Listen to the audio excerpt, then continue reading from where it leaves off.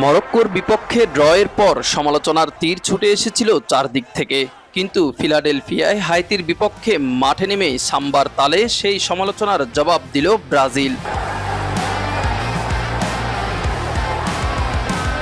শুরু থেকেই দারুণ ছন্দে থাকা সেলেসাওরা ৩-০ গোলের দাপুটে জয় তুলে নিয়ে সি গ্রুপের শীর্ষে উঠে গেছে। চলতি বিশ্বকাপে প্রথম জয় নিয়ে মাঠ ছাড়ল কার্লো আনচেলত্তির দল।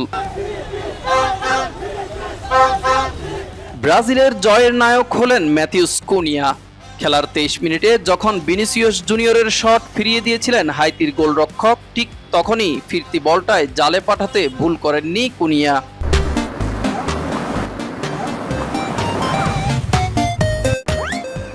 এরপর খেলার ৩৬ মিনিটে ভিনিসিয়াসের নিখুঁত পাস থেকে নিজের দ্বিতীয় গোলটি করেন কুনিয়া।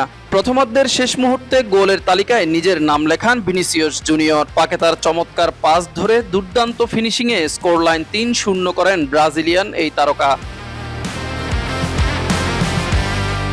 প্রথমার্ধে ব্রাজিল আধিপত্য দেখালেও খেলার দ্বিতীয়ার্ধে পাল্টা জবাব দিয়েছে হাইতি। কয়েকবার ব্রাজিলের রক্ষণভাগ ভেঙে তারা গোলের সুযোগ তৈরি করলেও আর গোলের দেখা পায়নি।